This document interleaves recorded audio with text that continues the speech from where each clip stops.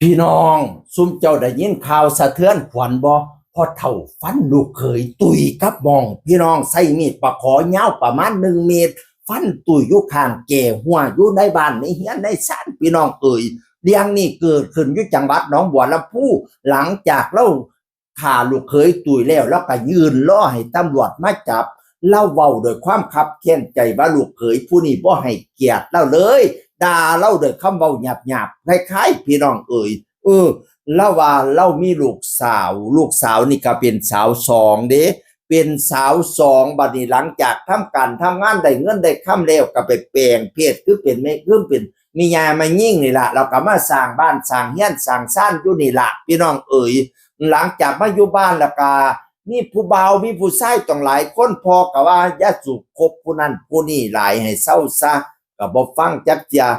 น้อยบ่โดนคิดได้ก็เลยเศร้าคบผู้ชายบัดนี้เนี่ยอยากมีลูกพ่อก็ไ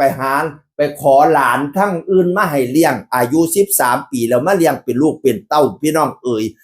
เอาไปเอามาพันอยากมีผัวอีกอยากมีผู้บ่าวอีกก็เลยได้ผัวได้ผู้นี้ล่ะพี่น้องอายุ38 ปี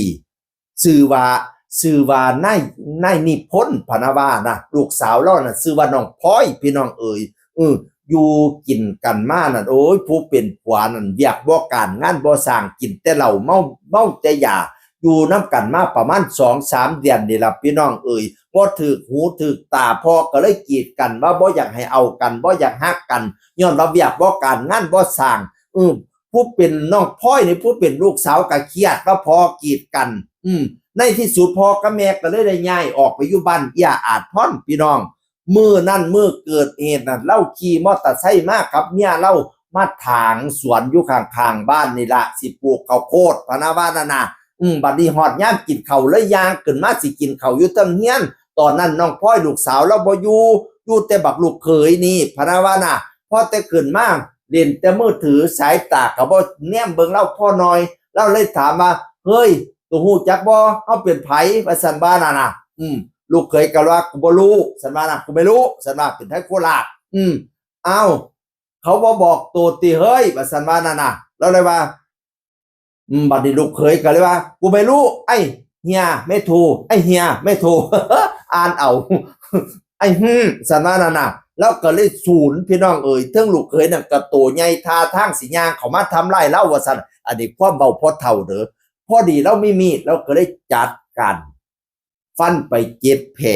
ตุยกับหม่องหลังจากลูกสาวมาเห็นพี่น้องให้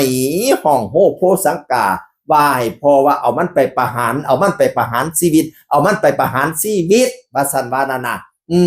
ค่ำลูกสาวนั่นบอกว่าพ่อน่ะกีดกันความรักกีดกันมีเลี้ยง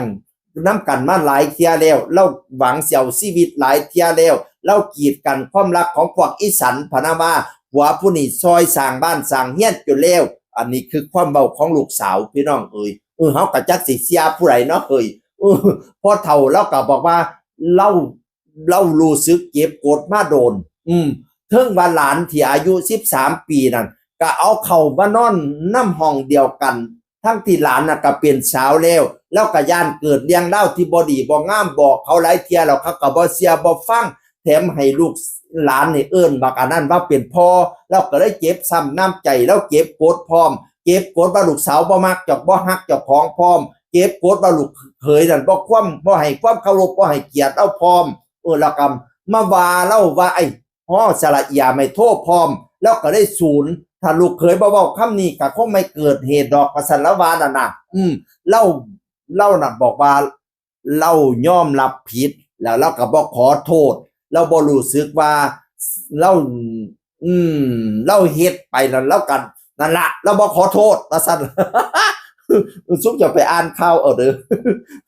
จักข่อยสิว่าจังใดดีก็สิสรุปว่าจังใดดีประมาณนี้ล่ะพี่น้องเรื่องราวของพุทธพ่อเฒ่าสังหารลูกเขยโหดเสียงอื่นคนเก่าเว้าสู่ฟังสวัสดีครับสวัสดีครับ